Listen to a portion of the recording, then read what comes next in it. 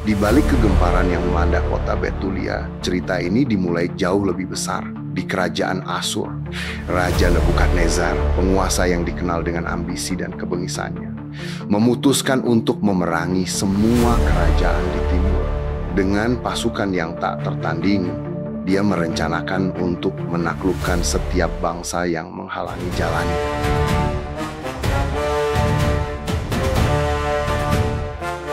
Kekuatan Asyur bergerak tanpa ampun, menghancurkan kota-kota dan merampas tanah, menyisakan ketakutan di setiap sudut kerajaan. Salah satu target utamanya adalah bangsa Israel, yang kini terpojok di wilayah utara, dekat dengan perbatasan Asyur. Nebukadnezar mengirim jenderalnya Holofernes, seorang pemimpin yang dikenal karena keganasannya, untuk memimpin pasukan Asyur yang menakutkan. Holofernes dengan serdadu-serdadu elitnya maju dengan tujuan menghancurkan perlawanan dan membawa ketaatan kepada Nebukadnezar. Sementara itu, di dalam kota Betulia, meskipun ada harapan, ketakutan juga menyelimuti. Mereka tahu, jika pasukan Asyur berhasil mendekat, tak ada yang bisa menghentikan mereka. Raja Nebukadnezar telah memberi perintah, Israel harus tunduk atau mereka akan dihancurkan. Betulia yang dikepung oleh pasukan Asyur telah jatuh dalam krisis yang lebih dalam. Perbekalan semakin menipis dan air sudah hampir habis. Raja dan pemimpin kota berdebat tentang bagaimana melawan pasukan yang begitu kuat. Warga yang ketakutan merasakan putus asa yang semakin menguat. Mereka tahu, jika mereka menyerah, nasib mereka akan sama dengan kota-kota yang telah hancur. Namun di tengah kegelapan muncul seorang wanita yang tak hanya cantik tetapi juga penuh keberanian, Yudit. Di dalam hatinya dia merasa Tuhan telah memanggilnya untuk melakukan sesuatu yang besar. Sebagai seorang janda yang teguh dalam imannya, Yudit tidak hanya melihat keadaan sebagai ancaman, tetapi sebagai kesempatan untuk menunjukkan kekuatan Tuhan yang tidak terbatas. Bersama para pemimpin, Yudit berdoa dengan penuh keyakinan, memohon bantuan dan bimbingan Tuhan agar memberikan mereka kemenangan. Doa itu tidak hanya untuk perlindungan, tetapi untuk memberi mereka kekuatan untuk bertindak.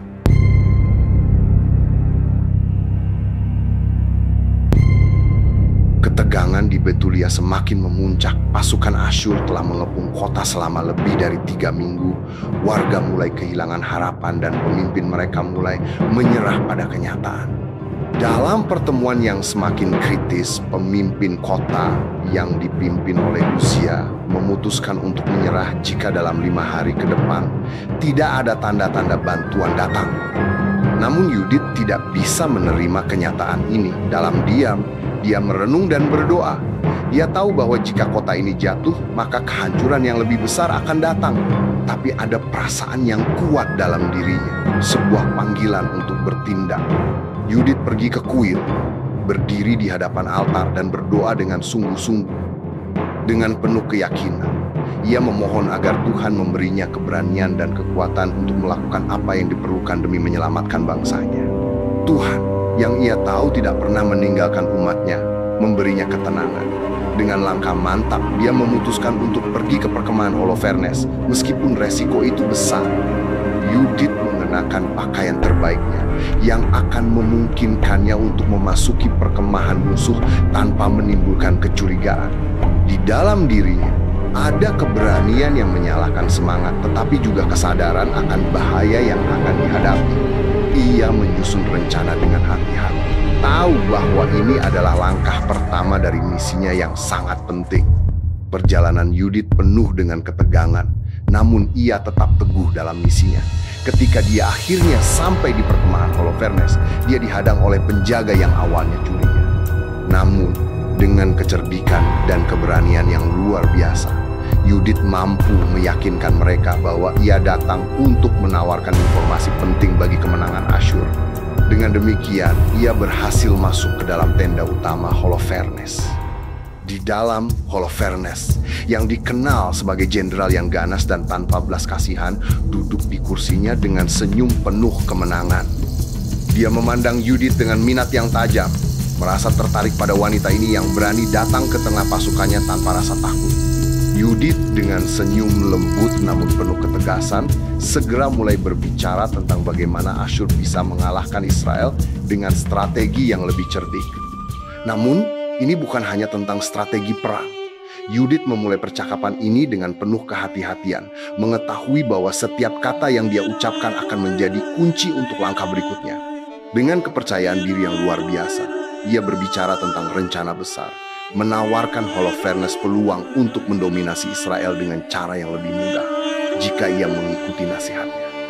Saat Yudit berbicara, Holofernes semakin terpesona, bukan hanya oleh kata-katanya, tetapi juga oleh kecantikannya dan sikapnya yang tenang. Dia mulai merasa bahwa ini adalah kesempatan untuk memperoleh kemenangan yang lebih mudah. Namun, di balik kecantikan dan kata-kata manis Yudit, ada sebuah rencana besar yang sedang disiapkan. Yudit tahu jika ia bisa membujuk Holofernes untuk melanjutkan perjalanannya ke kota Betulia, itu akan membawa mereka pada akhir yang tak terduga. Malam itu, suasana di tenda Holofernes sangat tenang. Holofernes yang kini sepenuhnya terpesona oleh Yudit menangguhkan kewaspadaannya. Setelah makan malam yang berat dan banyak minum, dia terlelap di tempat tidurnya. Tentara Asyur yang berjaga tidak menyadari bahwa wanita ini, yang telah mereka terima dengan tangan terbuka, menyimpan rencana besar untuk menghancurkan mereka. Yudit dengan langkah mantap masuk ke tenda Holofernes, membawa pedang besar yang tersembunyi di balik pakaian rapinya. Tanpa suara, dia mendekati tempat tidur Holofernes yang sedang tertidur. Sebuah momen yang menegangkan, di mana keberanian dan kepercayaan diri Yudit diuji sampai batas. Dengan satu gerakan tajam, Yudit memenggal kepala Holofernes, dan darahnya menyembur keluar. Suasana yang sebelumnya tenang berubah menjadi mencekam. Namun, Yudit tidak panik. Dengan tenang, dia menaruh kepala Holofernes dalam tas besar yang dia bawa, memastikan setiap gerakan dan tindakannya terencana dengan sempurna. Dengan kepala jenderal besar Asyur itu sebagai bukti, Yudit kembali keluar dari perkemahan. Saat kembali ke kota, ketegangan yang dirasakan oleh orang-orang Israel mulai berubah menjadi harapan yang membara. Mereka tahu ini adalah kemenangan yang sudah lama mereka tunggu. Mereka kini memiliki bukti kemenangan besar di tangan mereka. Ketika Yudit kembali ke kota Betulia dengan kepala Holofernes, sorak-sorai dan teriakan kegembiraan menggema di seluruh kota. Keberaniannya membawa perubahan besar, dan pasukan Asyur yang kehilangan pemimpinnya kini tanpa arah. Tanpa sang jenderal, mereka mundur dalam kekacauan, dan Israel akhirnya bisa bernapas lega. Raja Uzia dan para pemimpin lainnya menyambut Yudit dengan penghormatan dan pujian yang tak terhingga. Yudit bukan hanya seorang wanita, tetapi seorang pahlawan yang telah menyelamatkan bangsanya. Dengan penuh kerendahan hati, dia menceritakan bagaimana Tuhan yang memberinya kekuatan dan keberanian untuk bertindak. Semua ini adalah berkat Tuhan yang mendengarkan doa-doa mereka. Namun, meski mendapatkan pujian dari seluruh kota, Yudit tetap rendah hati. Dia kembali ke rumahnya, tetap berdoa dan mengucap syukur atas kemenangan tersebut. Keberanian dan ketekunan Yudit menginspirasi seluruh bangsa Israel, dan kisahnya akan dikenang sepanjang masa. Kemenangan itu bukan hanya tentang perang, tetapi tentang iman dan keberanian untuk berdiri melawan ketidakadilan, meskipun ada risiko besar di hadapan kita. Yudit menunjukkan bahwa bahkan dalam kegelapan yang paling dalam selalu ada cahaya yang memimpin jalan.